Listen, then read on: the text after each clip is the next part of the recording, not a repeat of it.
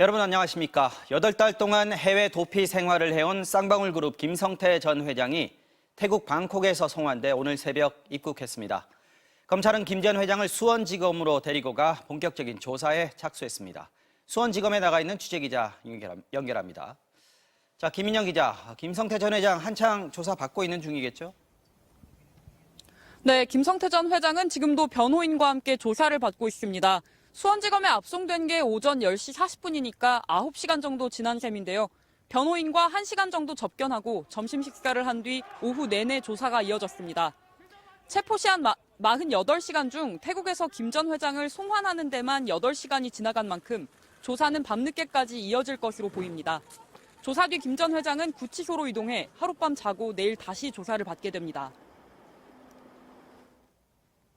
자, 김성태 전 회장이 태국에서 강제 송환되는 과정에서 취재진들에게 각종 의혹에 대한 입장도 밝혔는데 검찰 입장과는 정반대인 것 같습니다. 네, 태국 공항에서 의혹에 대해 입장을 밝혔는데 일부 대목부터 들어보시죠. 이재명 씨는 전화나 뭐 이거 한 게 없는데 전화 없고요. 전화보다 말도 못하고. 그 나중에 조사 받아보면 알겠지만 무슨 비자금은 대북 송금도 했다, 그걸로 변호사 전화도 했다 이런 식으로 이야기가 나와서 아니에요, 전혀 아닙니다. 전혀. 혐의를 이렇게 대부분 부정했는데 검찰은 다르게 보는 것 같습니다. 일단 안부수 아태평화교류협회장을 기소하면서 대북 송금 공범으로 김 전 회장을 명시했고 또 이화영 전 경기부지사 뇌물 사건에서도 김 전 회장이 법인카드로 뇌물을 제공했다고 공소장에 적었습니다. 오늘 이화영 전 부지사 재판도 열렸는데 쌍방울 전 비서실장이 증인으로 나와 김성태, 이재명, 이화영 이들이 가까운 관계였다고 법정에서 진술했습니다. 김 전 회장 말과 정반대 얘기입니다.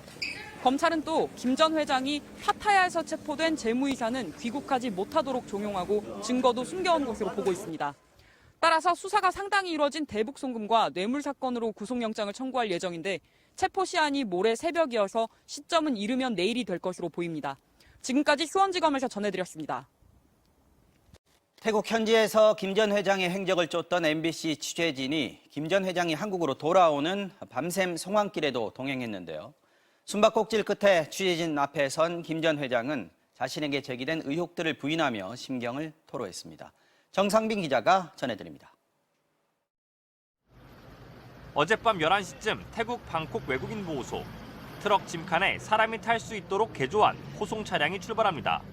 잠시 뒤 방콕 수완나푼 국제공항. 멈추려던 호송 차량이 취재진을 발견한 듯 다시 속도를 내고 취재진도 뜁니다. 저희가 쫓아가면 저희까지 안 내리는 거 아니에요? 다시 돌아온 호송 차량. 이번엔 멈췄는데 정작 쌍방울 김성태 전 회장은 없었습니다. 없는 거 같은데? 항공사 발권 창구엔 나타나지 않습니다. 탑승 구역에서도 좀처럼 보이지 않았습니다. 그러다 탑승 시간 직전 탑승구에 나타났습니다. 태국 경찰의 호송은 없었고 사촌형 양선길 현 회장과 단 둘이었습니다. 180cm 넘는 키에 큰 체구, 짐은 손에 든 소설책 한 권이 전부였습니다. 질문이 쏟아졌습니다. 귀국하기 결심하신 이유가 있으실까 해서요. 그냥 갑시다. 도주는 왜 하신 겁니까? 변호사비 의혹을 묻자 말문이 열렸습니다. 대납 의혹 같은 경우에도 아예 모르시는 건가요? 단합 의혹이 말도 안 되는 얘기죠. 그거 뭐. 취재진에 둘러싸여 멈춰선 김 전 회장. 의혹들을 부인하며 답답한 내색도 합니다. 근데 뭐 유령해서 만들어가지고 뭐 사고 팔았다 그걸로 아니, 이제 네 그렇게 이야기 나오잖아요.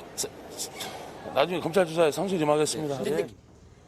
마지막으로 회사와 가족에게 피해를 준 점이 괴롭다고 토로한 뒤 비행기에 올랐습니다. 하루하루 지옥같이 살았습니다.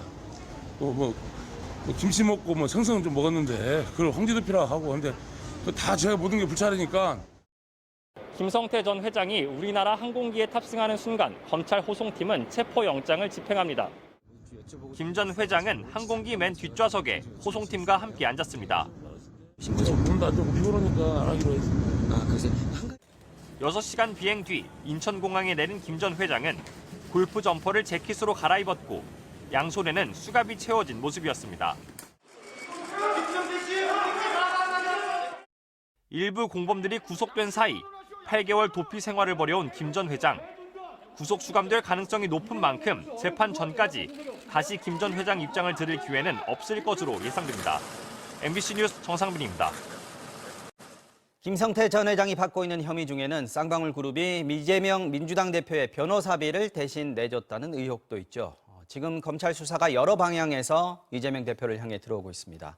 법조팀 김지인 기자와 함께 이 얘기 나눠보겠습니다. 자, 김 기자. 자, 검찰이 어제 이재명 대표에게 검찰에 다시 나와서 조사를 받으라고 또 통보를 했습니다. 이번에는 대장동과 위례지구 개발 관련한 조사라고 하는데 언제 나가서 조사받을지 일정이 잡혔습니까? 아직 결정되지 않았습니다. 사실 검찰이 말을 좀 아끼고 있는데요.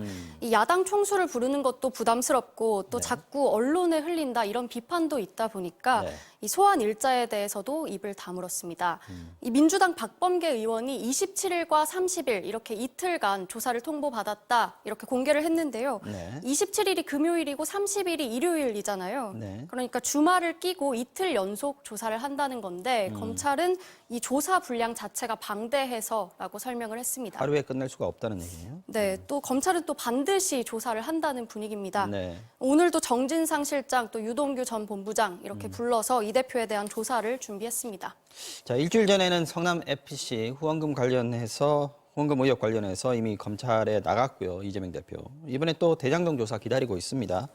송환된 김성태 전 회장 조금 전에 봤습니다만 결국 이재명 수사로 연결이 될 것 같은데 쌍방울의 변호사비 대납 의혹 이거 가지고 또 검찰이 이재명 대표에 또 부를까요? 사실 아직은 좀 불투명해 보입니다. 이 변호사비를 대신 내줬다. 이 의혹의 단초는 그 문제가 됐던 변호사와 의뢰인의 대화 녹음인데요. 그 이재명 대표 수임료 얘기를 변호사가 그냥 넘기기도 하지만 또 정정을 하기도 합니다. 그 대목 한번 같이 들어보시죠. 네. 이재명 지사 25억이니까 충분히 맞는 금액이거든요. 그 이재명 지사 그거 빼주는 걸로 그거 떼었다고 그랬잖아요. 그거 개인 사건 제가 15억 이렇게 안 받습니다. 어떤 큰 대기업들한테는 큰 사건이라서 그런 거고.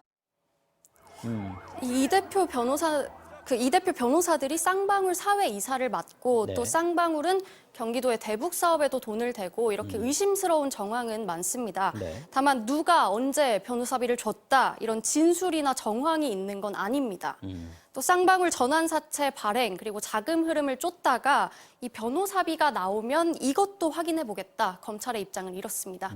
검찰이 또 뭘 갖고 있을지 뭘 확보할지 좀 더 지켜봐야겠습니다만 검찰이 지금 여러 사건으로 동시다발적으로 이 대표를 좀 압박해오는 것은 분명해 보입니다. 지금 검찰이 또 만지작거리는 사건이 있죠. 네, 이재명 대표 이름이 거론되는 사건이 하나 더 추가가 됐는데요. 그 검찰이 전 정권 때 불거졌던 옵티머스 펀드 의혹 기억하시죠? 이걸 재수사하고 나선 겁니다. 그 5천억 원대 투자금을 날린 대형 사기 사건인데 이 검찰 수사에서 정관계 로비 의혹이 담긴 이른바 하자 치유 문건도 공개가 됐었습니다. 이 옵티머스 고문을 맡았던 최동욱 전 검찰총장이 당시 이재명 경기지사에게 그 물류단지 사업 인허가를 청탁했다 이런 내용도 담겨 있었는데요. 이 최 전 총장은 결국 무혐의 처분을 받았습니다. 또 이 대표는 청탁은 없었다 이렇게 부인했습니다. 이 검찰이 다시 꺼내든 이 사건으로도 이재명 대표를 겨냥할지 지켜봐야겠습니다. 이것도 봐야겠네요. 김진 기자 잘 들었습니다.